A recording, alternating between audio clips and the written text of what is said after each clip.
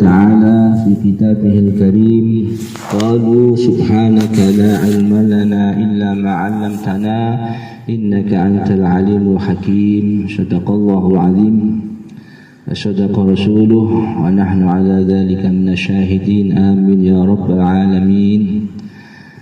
Yang sama-sama kita muliakan Habibana Fatir Al-Hamid, Ustadz Wahyu, Ustadz Amin, Ustadz Ma'ruf, dan semua ustadz yang ada di dalam majelis kita yang tidak bisa kita sebutkan satu persatu, Abah Marlan sesepuh kita semuanya tanpa terkecuali. Alhamdulillah kita malam ini dipertemukan Allah Subhanahu wa taala dalam keadaan sehat wa afiah, dalam rangka dan niat bersama-sama, yaitu meneruskan kajian taklim pada malam hari ini. Mudah-mudahan pertemuan niat kita bersama malam ini betul-betul bersamaan dengan rahmat dan turun ridhonya Allah Subhanahu wa taala. Allahumma amin ya rabbal alamin. Langsung saja saya dengerin dari Yotefa tadi apa yang disampaikan Ustadz Wahyu, Habib Fatir, insyaallah kok sama.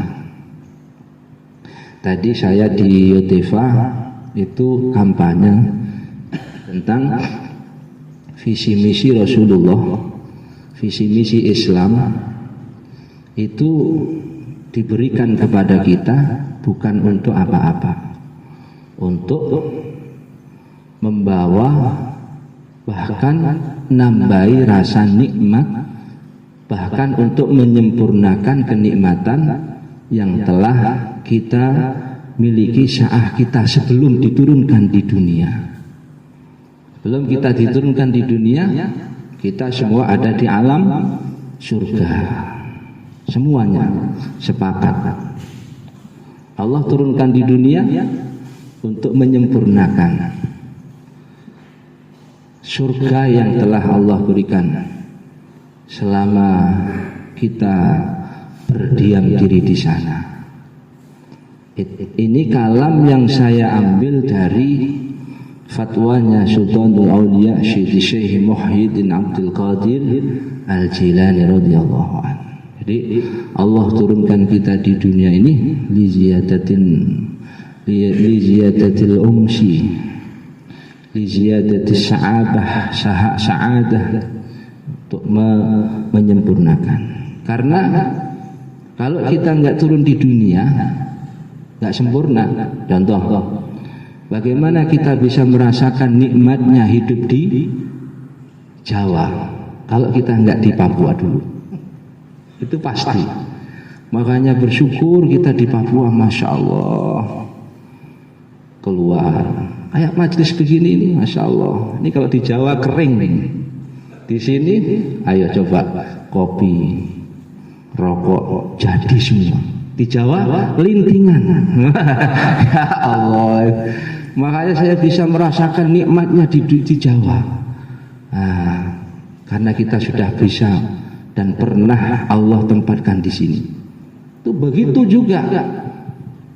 Kalau kita dulu di surga nggak diturunkan, nggak akan bisa. Makanya di sini ketika kita merasakan bahagia, tenang, ini adalah wujud kita, jati diri kita. Kalau kita pernah hidup di surga, dan siapapun orangnya, dari latar belakang apapun, dari manapun, mau Islam, tidak Islam, mau baik, mau tidak, pokoknya manusia semua pasti menginginkan, mencita-citakan, mengharapkan kehidupan yang bahagia.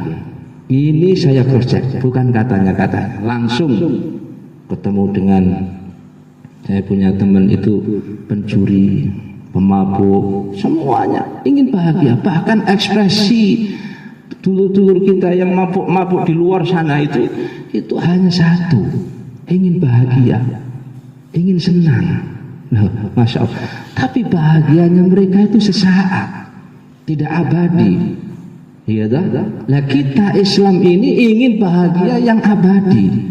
Kita mau beli HP saja nggak mau beli HP yang KW-KW. Kita mau cari istri aja, istri yang harus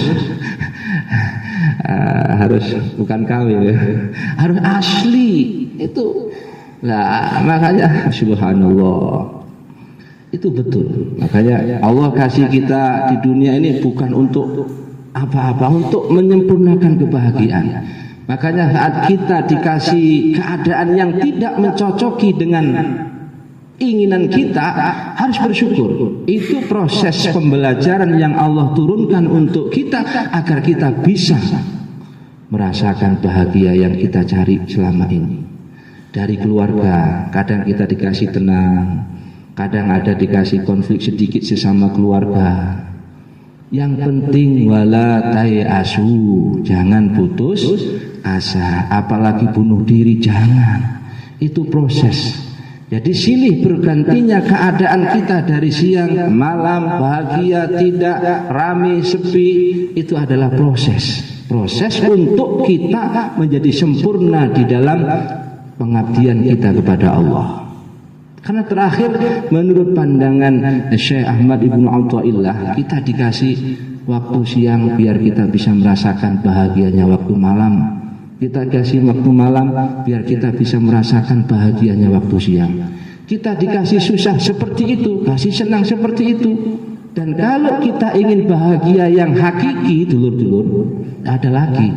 Al-haqqu mir rabbika fala takunanna minal mumtarin. Kita harus bersandar kepada Allah Subhanahu wa ta'ala. Kita saat menjalani waktu malam harus ingat Allah. Saat waktu menjalani siang juga harus ingat Allah, karena Allah yang menciptakan malam dan siang. Saat kita bahagia harus disandarkan ke Allah, saat kita susah juga disandarkan ke Allah, supaya kita saat senang dan susah bisa selalu bersandar kepada Allah. Bahkan kalau kita sudah sukses dalam arti tidak ada lagi kita merasa hidup susah, hidup senang, itu saat kita sudah betul-betul bisa menyatu dengan Allah Subhanahu wa ta'ala. Kalau kita sudah menyatu Allah, makanya tujuan kita di dalam menjalankan ibadah dituntut untuk ikhlas. Ikhlas itu penyandaran semua refleksi luar dan dalam kepada Allah. Karena kalau kita sudah Allah, kita sudah bisa merasakan bahagia. Ada kiai yang mengajarkan langsung, yang tidak sama mungkin bagi kita yang belum pernah menemukan kiai tersebut. Saat kita dilanda musibah, kena musibah, beliau bilangnya apa? Mbah, saya kena musibah kebakaran. Mbah, saya kena musibah dicuri orang, ditipu orang. Beliau bilangnya apa? Alhamdulillah. Coba, lah itu diangan-angan. Lu kok beda? Kalau kiai yang masih tingkatan ini itu ya mungkin bagaimana kok bisa begitulah? Ini masih ini dan itu. Ini supaya kita betul-betul bisa keluar dari degradasi silih bergantinya keadaan. Bagaimana caranya? Kita dilatih. Kalau kita dilatih untuk terus zikir kepada Allah Subhanahu wa ta'ala. Kalau Rasulullah langsung dipanggil oleh Allah, oh itu loh, saat itu, saat ini, saat itu, saat ini, ikut dari saya semua. Jadi makanya kita alhamdulillah rabbil alamin, kita dipertemukan dengan majlis yang insya Allah majlis ini akan mampu mencetak kita. Intinya kalau bahagia ya bahagia hakikatan dohiran wa batinan dunyan wa ukhran. Mudah-mudahan Allah kabulkan untuk kita semua, amin Allahumma amin ya rabbal alamin. Dalam kitab Mabadi'ul Fiqhiyah kecil santai, muallifnya itu mal Islamu, Islam itu apa?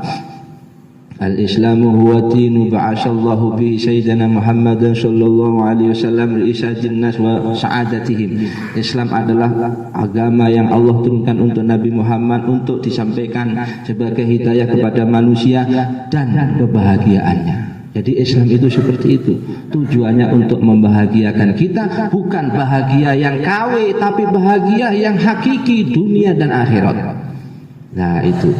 Makanya caranya Allah memberikan, menyempurnakan kebahagiaan kita dunia dan akhirat, itu Allah turunkan kita di dunia supaya kita betul-betul bisa merasakan kesempurnaan itu. Jadi jangan ada lagi yang suudzon, dulur-dulurku. Jangan ada lagi yang suudzon kepada Allah Subhanahu wa taala. Jangan ada lagi yang merasa mengeluh atau bahkan kita merasa terdolimi dengan keadaan yang selama ini kita belum bisa keluar dari keadaan itu. Jadi alhamdulillah. Tapi yang betul-betul alhamdulillah yang hakiki, jangan alhamdulillah KW ngomongnya saja yang bisa. Ini enggak boleh. Itu masih bisa dirasakan. Makanya Syekh Ahmad Syekh Al-Habib Abdullah bin Al-Haddad di dalam kitab ini kita buka. Wa qala al-musannif Al-Habib Abdullah bin Al-Haddad la tasbutul da'awiyya bil aqwal hatta taquma bi isbatiha al-bayyinah min al-af'al wal a'mal. Beliau mengatakan la tasbutud da'awi, tidak tetap pengakuan kita bil aqwali, dengan ucapan. Kita ucapan itu apa? Ucapan itu bentuk ekspresi seperti yang tadi malam kita dekadrasikan di melanggar di musola. Ada yang bilang ini macam-macam. Itu bisa tidak dinamakan sesungguhnya yang hakiki, masih bisa dalam dimasukkan kategori nipu, itu cuman pengakuan saja, cuman mulutnya saja. Sebelum hatta takuma bi isbatiha, sebelum apa yang kita ucapkan itu diterangkan, dijelaskan, ditampakkan, diekspresikan, diimplementasikan minal af'ali wal a'mal, dari wujud pekerjaan dan amal. Di sini beliau Al-Habib Abdullah menulis bil aqwal bil af'al wal a'mal. Af'al itu pekerjaan, a'mal itu juga pekerjaan. Sama-sama pekerjaannya. Af'al, fa'ala, telah agawe. A'mal, amilah, telah ngelakoni. Bedanya apa? Ini alimnya seorang musannif. Af'al pekerjaan, amal juga pekerjaan. Af'al itu pekerjaan yang identik dengan urusan duniawi.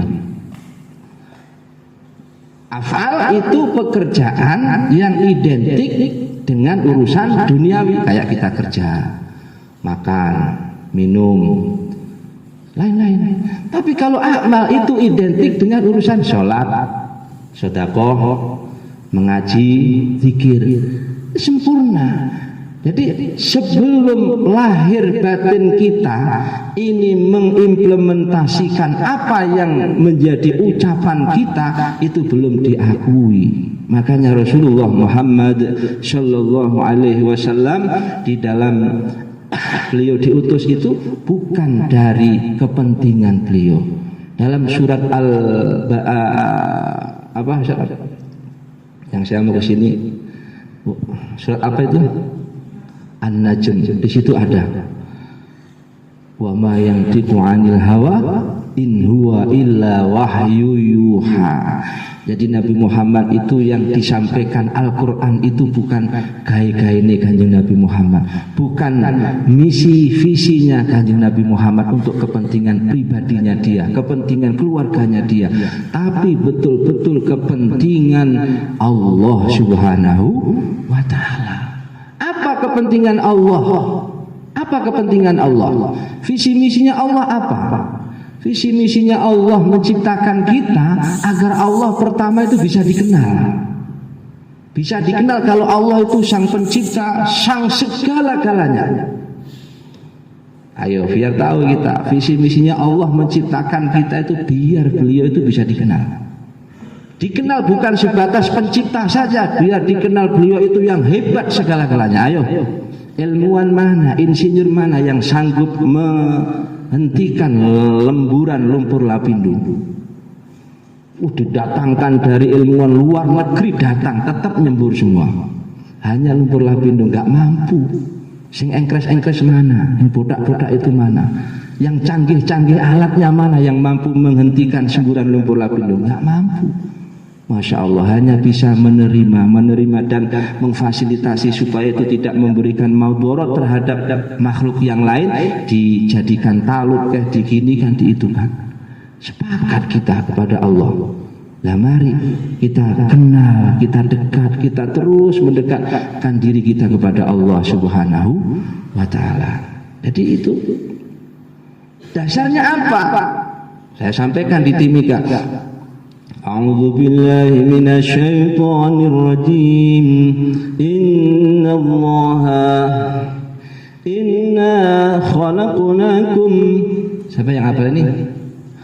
Inna khalaqnakum min dzakarin wa unsa waja'alnakum syu'uban wa qabaila lita'arafu inna akramakum 'indallahi atqakum.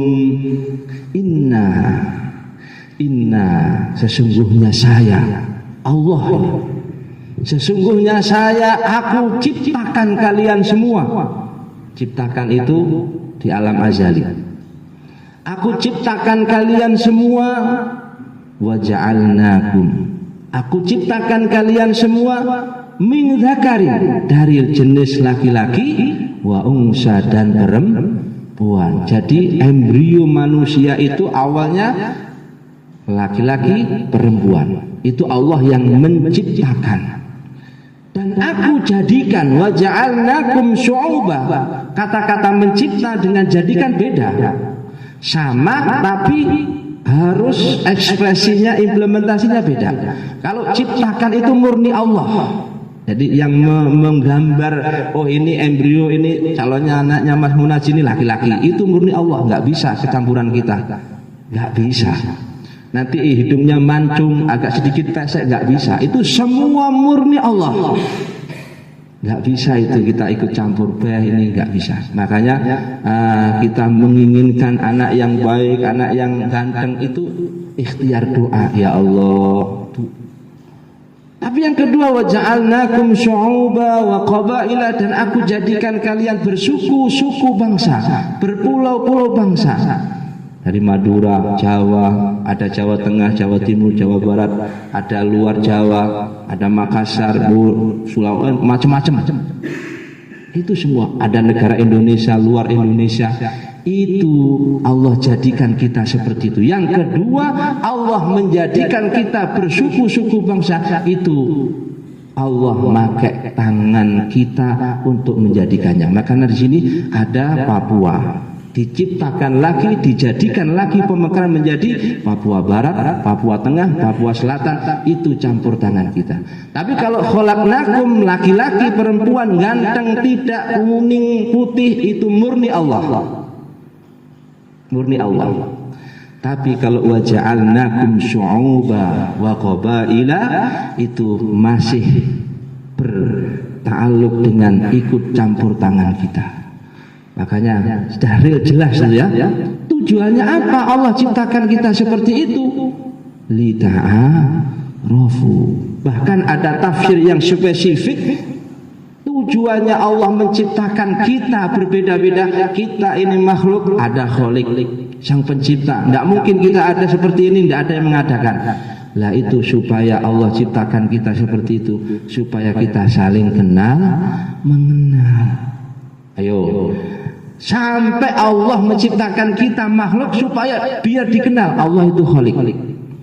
Nah makanya kita kenal mengenal ini visi misi yang utama, visi misinya Allah dan Rasulullah.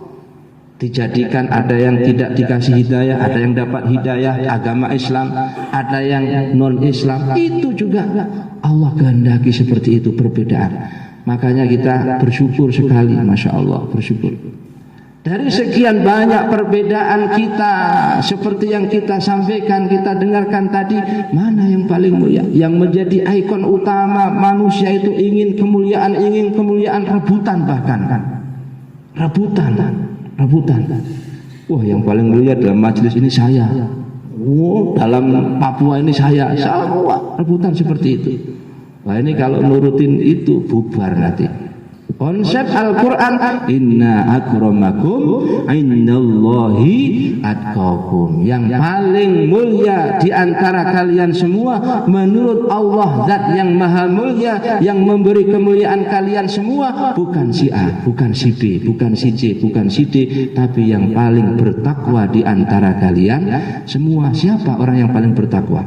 Tidak ada lagi kecuali baginda agung Rasul Muhammad sallallahu alaihi wasallam. Makanya kita sepakat dulu dengan Allah. Kalau sudah sepakat, insya Allah. Maksudnya sepakat itu kita taukiti dulu keesaan Allah dalam jiwa kita. Kalau kita sudah mentaukiti keesaan Allah dalam jiwa kita, insya Allah, jadi Allah akan betul-betul membahagiakan kita, mensukseskan kita dunia dan akhirat. Begitu para dulur-dulurku. Jadi alhamdulillah, kalau kita ingin mencari kebahagiaan yang hakiki, carilah di dalam agama Islam, carilah di dalam majelis-majelis taklim, carilah di dalam syariat-syariat Islam yang telah Allah syariatkan untuk kita. Ini bagaimana? Pertanyaan berikutnya, sudahkah Islam yang selama ini mampu membahagiakan, mampu mensejahterakan, mampu menjawab problematika kehidupan yang kita jalani? Kalau belum, kencangkan lagi dalam kita mengaji. Jadi ngaji bukan ini, itu kaitannya erat dengan kehidupan. Kaitannya erat dengan kehidupan. Masya Allah. Bukan sebatas kehidupan dunia saja, tapi sampai kehidupan setelah kita meninggalkan dunia. Makanya kalau kita menciptakan, membuat majlis, membuat gerakan yang disandarkan kepada Allah, insya Allah majlis itu akan abadi.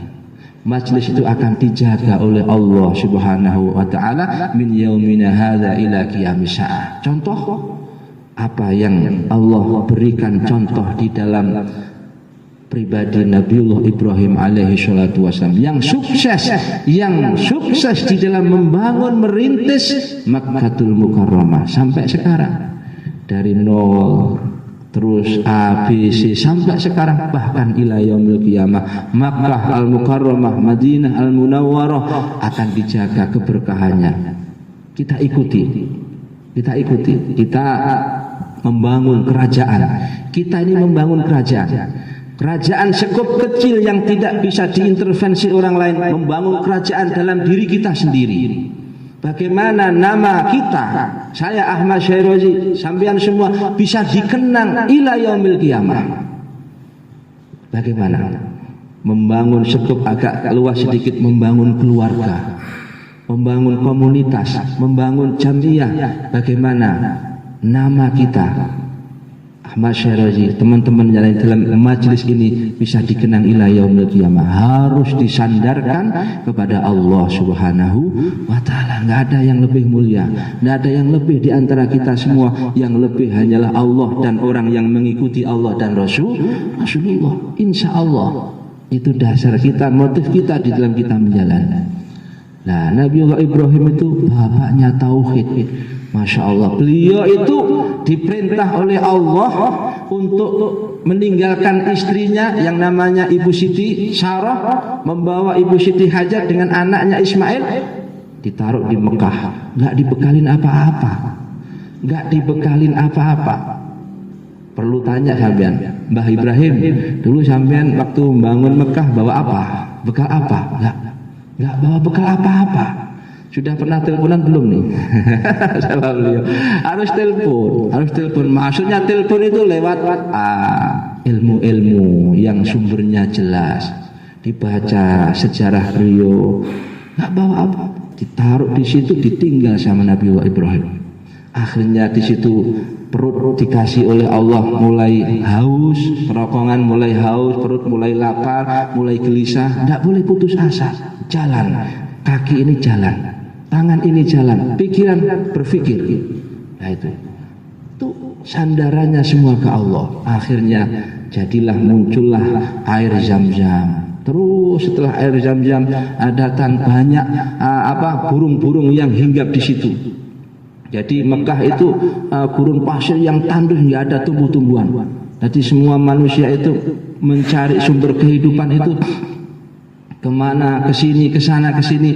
Biasanya yang dibikin patokan, di situ ada burung, berarti di bawahnya ada air, ada kehidupan. Datang ke situ, ternyata ada air Zam-Zam. Terus berjalan sampai sekarang. Allah sebagai motif utama di dalam dia membangun Ka'bah. Makanya kita harus mengikuti Allah. Lah Allah itu yang kayak apa? Lah ini yang kita bangun lewat majlis-majlis ta'lim, supaya betul-betul kita nggak keluar jalur di dalam menjalani majlis, di dalam menjalani kehidupan ini. Insya Allah Nabi Ibrahim itu Masya Allah luar biasa.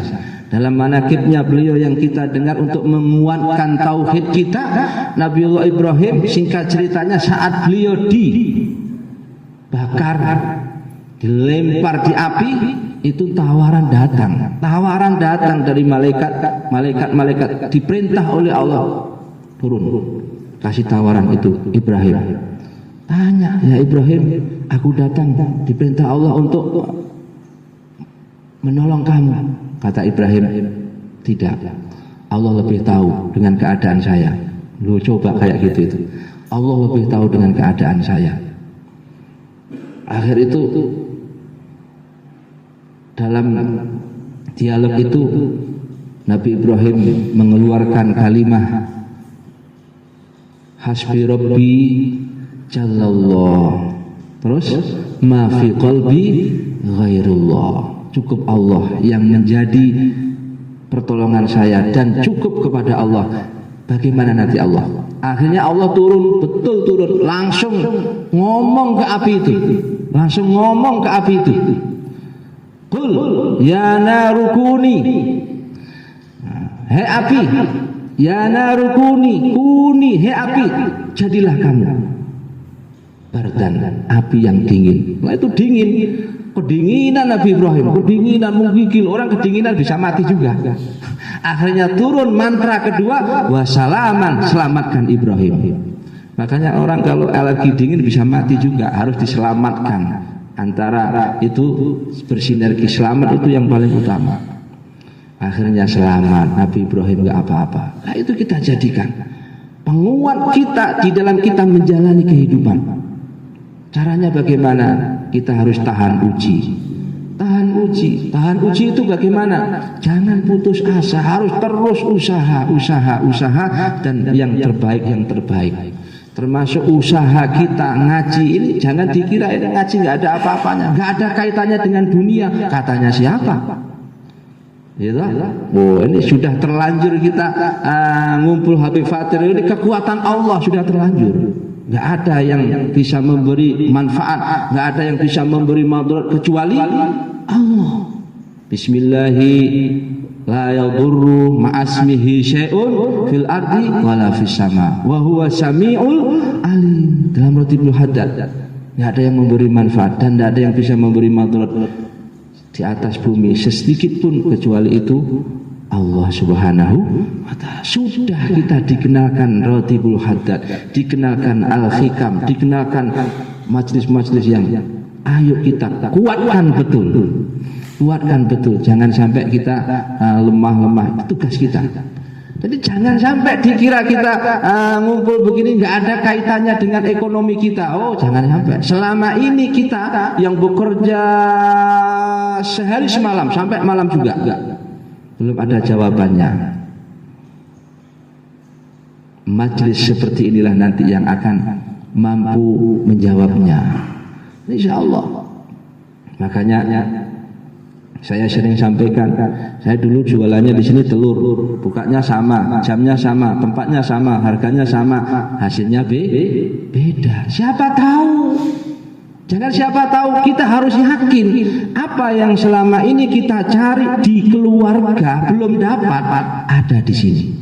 Kita ikhlas meninggalkan keluarga, kita ikhlas meninggalkan pekerjaan, ikhlas hadir di majelis ini. Nanti Allah yang akan ngurusin keluarga kita, yang akan menjawab solusi permasalahan ekonomi kita. Itu harus. Makanya kita mau diarahkan ke situ. Walal akhiratu khairul laka minal ula. Sungguh akhirat itu lebih mulia daripada dunia. Ketika kita mengejar akhirat, maka dunia pun akan ikut Tapi kalau kita mengejar dunia, akhirat pun belum tentu. Apalagi kita yang nggak punya ilmu, dunia yang untuk dunia saja. Mengkhawatirkan ini, mengkhawatirkan. Banyak teman-teman kita yang dulu saat diuji dunia kurang, merapal kita siang malam, ketika dikasih dunia hilang. Itu banyak. Makanya alhamdulillah, saya kira yang hadir di sini ini dunianya pas-pasan. Katanya siapa? Pas-pasan katanya siapa? Lebih menurut saya. Lebih itu. Ya, amin Allahumma amin ya rabbal alamin. Itu makanya kita dilatih dengan afdhalul dzikri la ilaha illallah. Nah, itu latihannya awal. Pertama yang harus kita tancapkan, tanamkan dalam jiwa kita, dalam diri kita, hanyalah Allah subhanahu wa ta'ala. Afdhalul dzikri la ilaha illallah. Saya ingin teman-teman kita nih di dalam mengaplikasikan Allah ini sesuai dengan kehendak Allah. Tidak harus seperti saya semua. Semua yang di sini beda-beda. Ada yang profesinya ini itu. Jalanlah. Jalani semua yang Allah pilihkan atas dasar motifnya. Pertama Allah subhanahu wa ta'ala. Nanti kita akan ketemu. Majelis kita akan dijaga oleh Allah dengan kekuatan Allah subhanahu wa ta'ala. Insya Allah nih, Masya Allah. Beliau hadirkan kita semua, Habib Fatih, Ustaz Wahyu, jaringannya luas semua, semuanya luas semua, Masya Allah, begitu ya. Nah, jadi misi, visi Allah Subhanahu Wa Taala lewat delegasinya yang namanya Rasul Muhammad Sallallahu Alaihi Wasallam di muka bumi ini untuk menyelamatkan dan membahagiakan kita semua. Saya khawatir. Kalau visi misi kita semua ini di sini, bangun masjid semua, ngisi apa yang ngisi? Ayo, yang ngisi siapa? Majelis kita punya segala-galanya. Katanya tadi saya sampaikan Nabi Muhammad dengan Nabi Sulaiman kaya mana? Orang bilang kaya Nabi Sulaiman, tidak. Kaya Nabi Muhammad. Nabi Sulaiman itu kerajaannya hanya di negeri Syam. Nabi Muhammad kerajaannya di seluruh dunia. Akhirat juga pun dapat. Coba, bahkan privat itu satu kecil daripada investasinya harta karunnya Nabi Muhammad. Masya Allah. Loh, ini nyata. Makanya kita seperti itu. Maunya kita, saya sendiri, bukan kita, saya sendiri. Masya Allah, biarlah yang maju-maju katanya pondok yang harus kita punya. Dari dulu kita di Yotefa itu suruh buat pondok, enggak. Pondok kita itu ya ini masjid sebagai sentral, kanan kirinya itu asrama-asrama. Semua Jumatan di masjid. Alhamdulillah. Jangan dianggap yang seperti itu enggak maju. Loh, kita itu punya besar, kita itu melebihi besarnya DDI.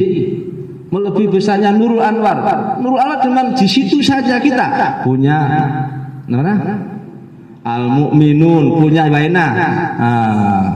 Nurul Salah, Al-Ihsan, Al-Mustahidin, Al-Ja'far, Masya Allah lah itu.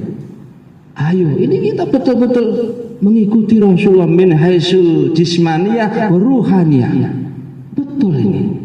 Karena kita di dunia ini mondok. Kita di dunia ini pondok. Kampung halaman kita yang sesungguhnya adalah akhirat. Siapa yang mau bawa mati rumahnya dibawa? Nggak ada, betul tidak? Masya Allah. Makanya ini yang saya cita-citakan dalam diri saya. Semua yang kita temui di dunia siapapun itu saudara kita. Saudara kita sama-sama penciptanya Allah Subhanahu wa ta'ala. Sampai istri saya itu protes, anak saya itu protes. Bapak ini kok masih memperdulikan orang lain. Saya bagaimana? Nah, saya bilang, kamu kan anak saya, kamu kan istri saya. Sana kan bukan istri saya atau saya itu. Betul itu. Jadi lebih saya pentingkan luar. Ya Allah. Karena dalam anggapan kita itu sama. Jadi kalau orang yang berkaitan dengan kita, yang mendorong kita lebih dekat, lebih semangat menuju ke Allah, itu orang yang lebih dekat dengan saya. Kalau istri menyebabkan kita lupa Allah, itu orang yang jauh dengan saya. Allahumma sholli ala Muhammad. Itu saya loh, dengan bisa enggak kira-kira? Nanti ditasnya nanti. Betul itu. Itu pernah saya dengar itu. Ada ulama yang keren sama anaknya, keren banget sama anaknya. Nggak sholat pukul, pecut. Kok nggak kasihan? Daripada anak saya nanti dipecut di akhirat, tak pecut duluan. Itu. Jadi motifnya yang ada di dalam pemikiran salaf kita itu akhirat. Makanya mari kita mumpung di dunia ini cari teman yang baik supaya kita betul-betul pulang di kampung halaman yang abadi nanti yaitu akhirat. Kita sama-sama guru-guru kita semua. Ini guru-guru kita yang ada di sana itu melihat kita. Saya sampaikan di mana tadi ya? Di sore tadi. Jadi kita dulu saat kita ada di kandungan ibu nggak tahu kita, tapi kita tahu dia lewat USG. Oh ini lagi melungker di sini, tahu. Begitupun kita nanti yang di alam kubur, bapak ibu kita, pak di paman, kakek nenek kita yang sudah di alam kubur, mereka tahu kita. Kita nggak tahu dia. Nanti terus begitu seterusnya. Makanya ini majelis kita ini mari, masya Allah. Kalau panjenengan ke Jawa, ayo kita sama-sama, nggak jauh nggak dekat. Yang jauh itu orang yang hatinya jauh dengan Allah. Itu sebagai landasan kita di dalam menjalankan kehidupan dan di dalam kita menjalankan majelis ini motifnya karena Allah Subhanahu wa Ta'ala. Rasul Muhammad di dalam ayat yang lain, A'udzubillahi minasyaitonirrajim, wa ma arsalnaka illa kaffatan linnas. Bukan untuk umat kita Islam saja, kecil. Kalau umat Islam saja, apalagi NU saja, tidak. Illa kaffatan linnas, untuk seluruh umat manusia. Lah manusia ini siapa? Mahwal insan. Siapa yang dinamakan manusia yang berhak untuk mendapatkan bi'syatur rasul, terutusnya rasul? Manusia adalah al-insanu hayawanun natikun, dia yang bisa berpikir, dia yang dilengkapi akal pikiran. Itu secara umum manusia adalah orang hewan yang dilengkapi akal pikiran. Jadi orang yang bisa merasakan mulianya ajaran Rasulullah, dia orang yang mau memakai alam pikirannya. Kalau pikirannya nggak dipakai, ya nggak akan bisa mendapatkan kemuliaan Rasulullah. Malah di Al-Quran itu afala ta'qilun inna fi dzalika laayatin liqaumin yatafakkarun inna fi dzalika laayatin liulil albab. Semua akal. Nah, kita ngaji ini ngasah akal untuk mensyukuri akal pikiran.